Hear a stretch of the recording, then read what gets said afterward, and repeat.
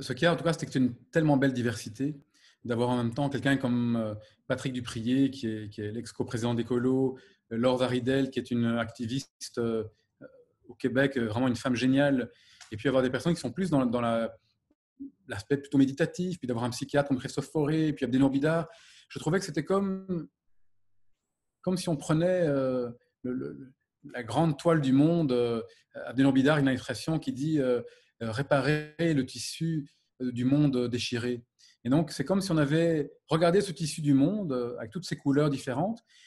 D'une part, que tous ces intervenantes et intervenants avaient déjà posé un regard sur différentes parties du tissu et nous montraient la beauté du tissu du monde. Parce qu'il y avait souvent ça.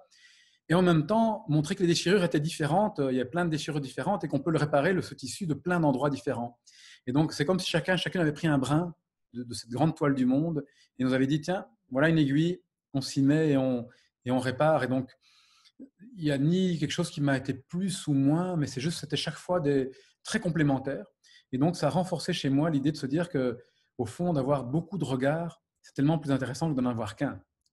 Et donc, il y a une citation de Proust, tu pourras la retrouver.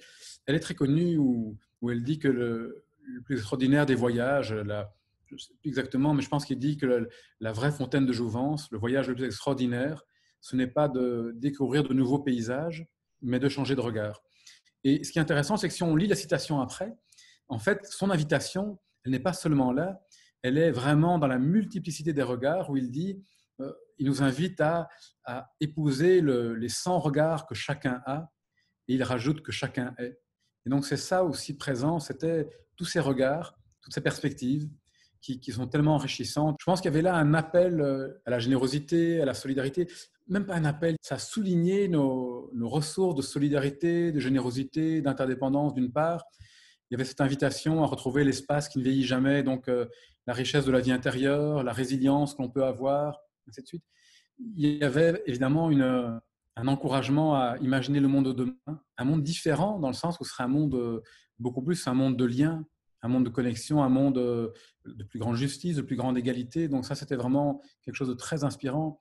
Et je pense que ce qui est chouette, c'est de se dire que dans ce tissu du monde, qu'on peut non seulement réparer, mais embellir aussi par notre propre... Parce que le réparer, c'est bien, mais on peut aussi l'embellir, et chacun à sa manière. Et on doit ça nous invite, je pense, à chacun à trouver, et ça peut changer, quelle est notre contribution. Et leur présence, évidemment, et notre équipe chez Émergence, on va continuer évidemment là-dedans. Alors, c'est aussi en réflexion avec toute l'équipe, mais on continue à offrir des moments de méditation en live gratuits, qui sont tout à fait accessibles à tout le monde.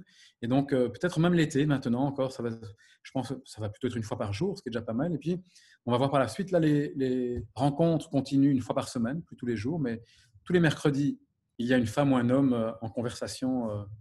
Donc ça continue aussi. Donc on va voir comment est-ce qu'on peut continuer à nourrir ce lien.